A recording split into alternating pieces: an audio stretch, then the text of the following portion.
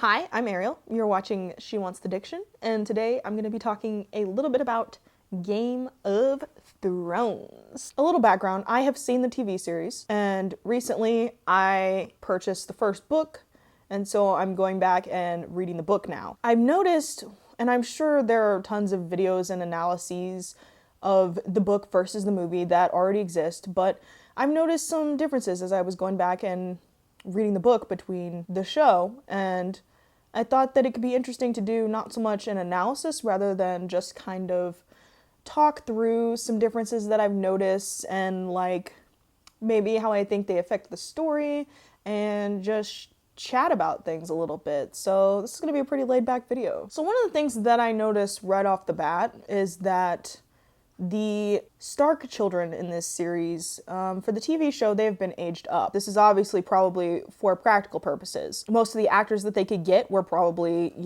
young people in their 20s. I think it's probably harder to find child actors, and you have a much smaller pool of actors to choose from. And I think it would have been hard to find actors that could pull off, child actors that could pull off a major role like Jon Snow or Robb Stark. So these boys, Jon particularly, is supposed to be, I believe, 14 in the books.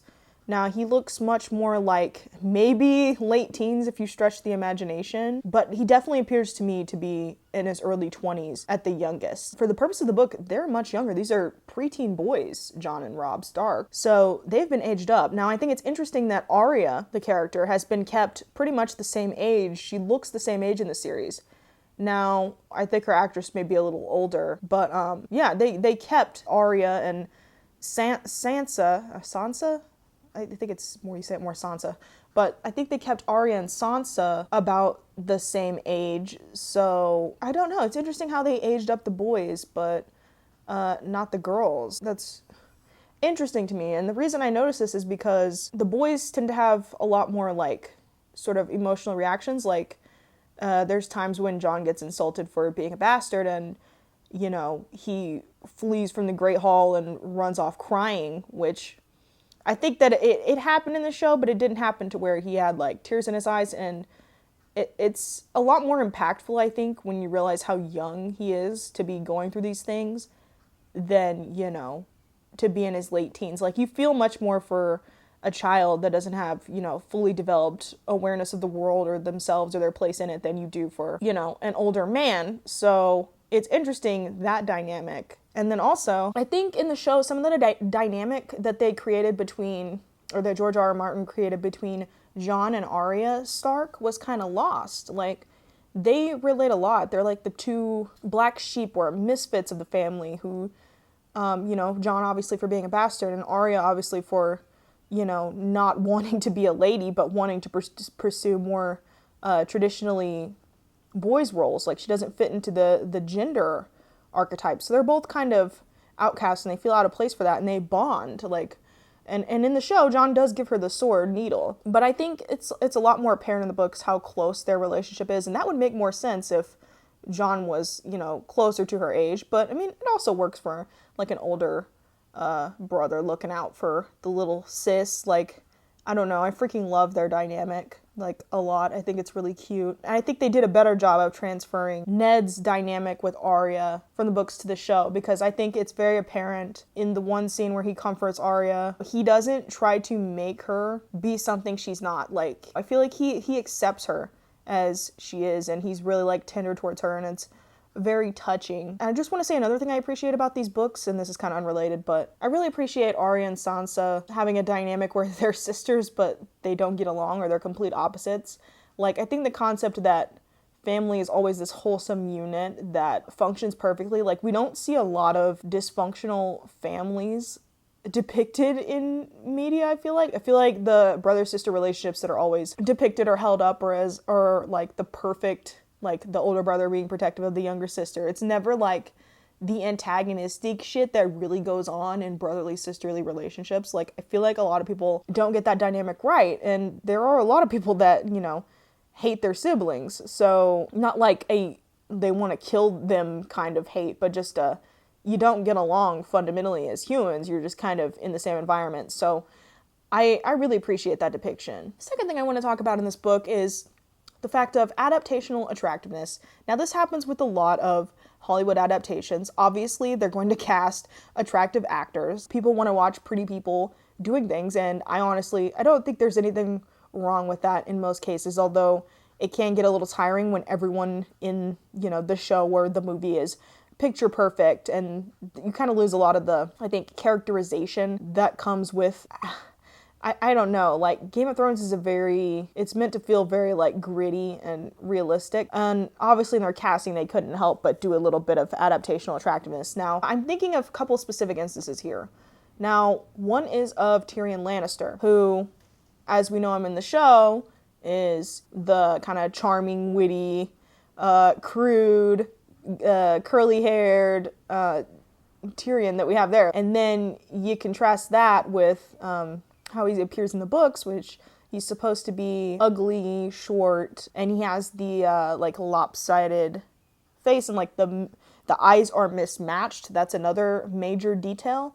I'm kind of curious why they didn't try to it would be easy to put a colored contact on Tyrion, and maybe they wanted to leave him attractive for the purposes of the TV show since he was already an imp, and I can understand that. But I think a crucial facet of Tyrion's persona is that he's not attractive. He's looked at by the world as a monster, but there are references to him being a giant and things like that. So I don't know, to take that away, and I mean, I'm not saying make him completely ugly or whatever. I think Tyrion is actually one of the more attractive people in the show, like for his intelligence and the fact that he values knowledge, and he does have a heart, I think, and he tries to help people. He even has a quote where he says he cares for cripples, bastards, and broken things. Like, he has a soft spot, and I absolutely love that. I relate to that. Like, I don't know, I relate to him a lot. He's probably my favorite character. I also relate to Arya a lot, not wanting to do the stereotypically feminine things and not wanting to be a lady and just wanting to do her own thing. Like, I relate to both those characters so much, but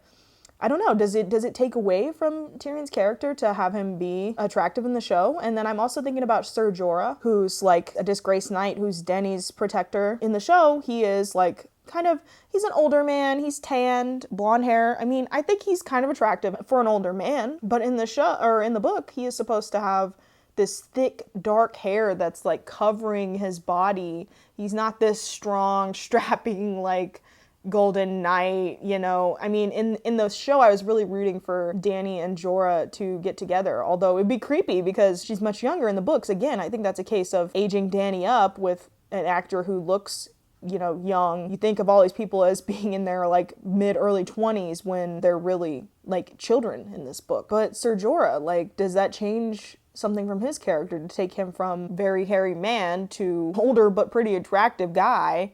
Like, what does that change for you guys? Like, are you bothered by that? I mean, I think I am a little bit, but I also like understand the purposes of adapting things for TV shows. So yeah, I don't know. I'm just having all these thoughts about, the differences. So obviously let me know down in the comments how you feel about some of the changes that were made to the book for the TV show. Now, the final thing I want to talk about is kind of Jon's likability. And what I mean by this is, in the show, I did not like Jon so much. I thought that he was overly serious and very restrained and just like did not know how to loosen up and have a good time ever. He's always in that black, he's always looking grim, like, I don't know, I just feel like he just takes stuff like way too serious. In the books, I feel a lot more, like, I like his character a lot more. He's shown to have moments of levity and lightness, and when he joins the Black, he kind of comes around and realizes that he's been acting arrogant and he needs to take these people under his wing. Like, he gets knocked down a notch and said, hey, you've had all these privileges in your life. Like,